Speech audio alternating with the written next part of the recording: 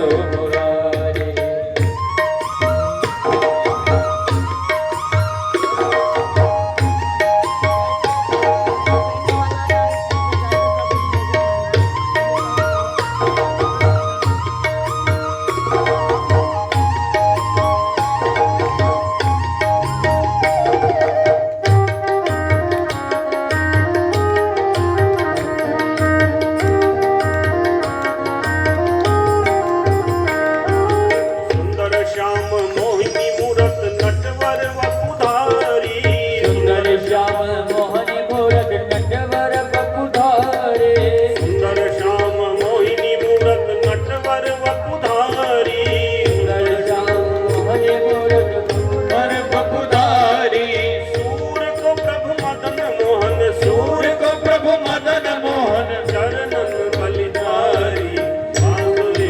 जय आज नंद सो मुरारी, बांसुरी बजाए आज नंद सो मुरारी, बांसुरी बजाए आज नंद सो मुरारी, बांसुरी बजाए आज नंद सो मुरारी, बांसुरी बजाए आज नंद सो मुरारी। 96 प्रकार के श्राद्ध हमारे यहाँ बताए गए और क्योंकि मुझसे बहुत तरह तरह से लोग भिन्न भिन्न प्रकार से भिन्न भिन्न रूपों में जुड़े हुए हैं, तो मैं इसको अक्सर देखता भी रहता हूँ समाज में। 96 प्रकार के श्राद्ध का वर्णन है हमारे यहाँ। 96 प्रकार का श्राद्ध करना वास्तव में बहुत कठिन काम है, लेकिन कम से कम 2 प्रकार के श्राद्ध हर व्यक्ति को करने चाहिए। कुछ लोगों को लगता है कि हमने गया में पिंडदान कर दिया, भागवत सुन लिए, अब हमें श्राद्ध नहीं करना है। ऐसा नहीं। आपने भले ही गया में पिंडदान कर दिया हो, भले ही आपने भागवत सुन लिया हो, लेकिन आपको श्राद्ध, पार्वण श्राद्ध जीवन भर करना चाहिए। ब्रह्म कपाली पर अगर आप चले गए हैं, वहां उत्तराखंड, वहां आपने जब पिंडदान कर दिया तब मतभेद है लोगों में, विद्वानों में, वहां से मतभेद हो जा रहा है। गया तक तो सब लोग मानते हैं कि गया में पिंडदान करने के बाद भी पार्वण श्राद्ध रोकना नहीं चाहिए। पार्वण श्राद्ध मतलब पितृपक्ष में पिता की मृत्यु तिथि पर जो श्राद्ध होता है उसी को पार्वण श्राद्ध कहा जाता है। लेकिन अगर ब्रह्म कपाली में आपने जाकर के पिंडदान कर दिया है तो आप न भी करें तो कोई बात नहीं, लेकिन उसके बाद भी कम से कम एक ब्राह्मण का भोजन या सीधा दान करते रहना चाहिए। वह काम नहीं रोकना चाहिए, मरते दम तक करना चाहिए। अगर आप नहीं करेंगे तो कभी न कभी तो भोगना ही भोगना है। बहुत स्पष्ट जानिए, कोई बचा नहीं सकता उन भोगों से। हमारे यहाँ कहा गया कि भगवान की पूजा बाद में करिए, पूर्वजों की पूजा पहले करिए। अगर पूर्वज नहीं प्रसन्न हुए तो ईश्वर की कृपा आपको नहीं मिल पाएगी। किसी भी मांगलिक कार्य में पहले पूर्वजों की पूजा होती है, तब भगवान की पूजा होती है। रोज हम लोग जो पूजा करते हैं उसमें भी बताया गया कि पहले तर्पण करिए पूर्वजों का। तो मान लीजिए आप रोज नहीं कर सकते, कोई बात नहीं, लेकिन कम से कम पितृपक्ष में जरूर करिए। एकोद्दिष्ट श्राद्ध और पार्वण श्राद्ध ये जरूर करना चाहिए सबको। और जो 96 प्रकार के श्राद्ध हैं वो पूरा यहाँ वर्णन संभव नहीं, मैं एक उसमें बता दे रहा हूँ कि जितनी अमावस्या आवे उसमें सीधा निकाल के किसी गरीब को दे दे। ये 12 प्रकार का श्राद्ध तो आपका इसी से, हर अमावस्या पर थोड़ा सीधा निकाल के किसी गरीब को दान कर दीजिए। एकोद्दिष्ट श्राद्ध का मतलब कि जिस महीने की जिस तिथि में पिता का देहांत हुआ है, जैसे कुआर, कार्तिक, अगहन, पूस, माघ जब भी हुआ है, जिस तिथि पर द्वितीया, तृतीया, पंचमी, अष्टमी, नवमी, तो उस महीने की उस तिथि पर पिंडदान करना वह जरूरी है और पार्वण श्राद्ध जरूरी है पितृपक्ष में।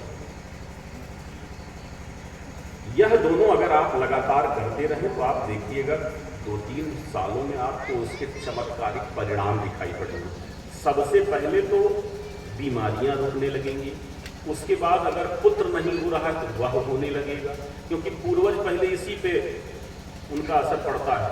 पुत्र होना रुक जाएगा, वंश वृद्धि रुक जाएगी, बीमारी बढ़ जाएगी। दूसरी चीज, जैसे हम लोग घरों में सोचते हैं ना कि ये मूर्ति ले आवे, शंकर जी की 4-5 मूर्ति, 4-5 फोटो रख लेते हैं लोग। एक भगवान की एक ही फोटो रखिए और मूर्ति से तो प्रयास करिए बचने का। गृहस्थ हैं आप, भाव से भजन करिए। मूर्तियां रखने से या इनसे बहुत ज्यादा फर्क नहीं पड़ता है। आप भाव पर ध्यान रखिए, एक भगवान का एक चित्र बस। अच्छा, हम लोग क्या करते हैं, आप लोगों को नहीं कर रहा हूं, आप लोग बहुत अच्छे, हम अपनी बात बता रहे हैं। आप लोग बहुत अच्छे, अरे अच्छा अच्छा कह के आज अपने दिन तो किसी तरह से हैं लोग, नहीं कहीं जब हम आएंगे।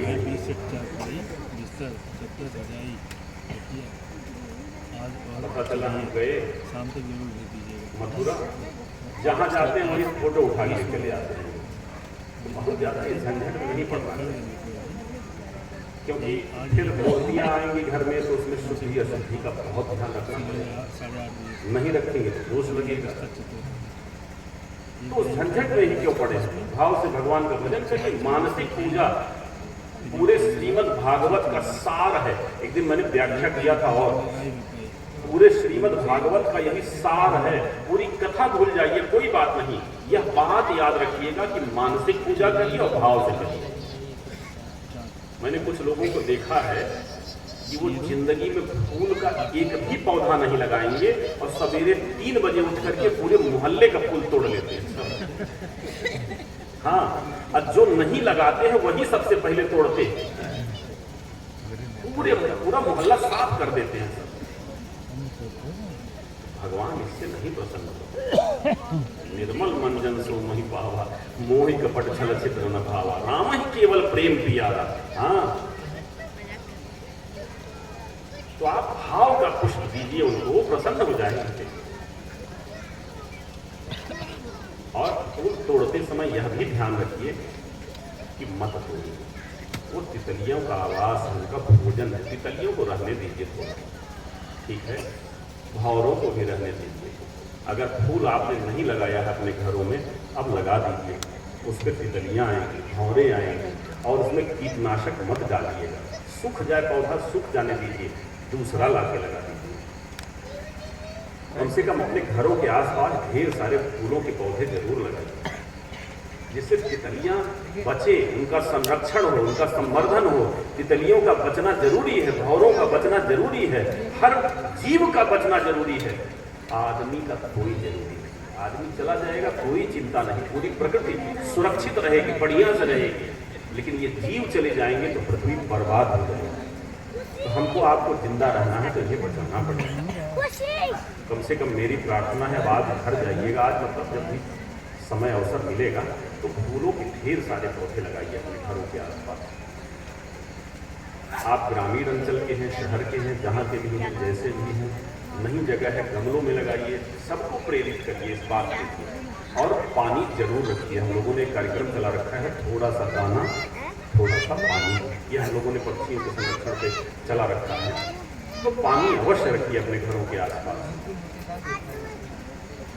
कल भगवान का विवाहोत्सव है, हम सभी लोग भगवान का विवाहोत्सव मनाएंगे कल, पूरे धूमधाम से मनाएंगे। और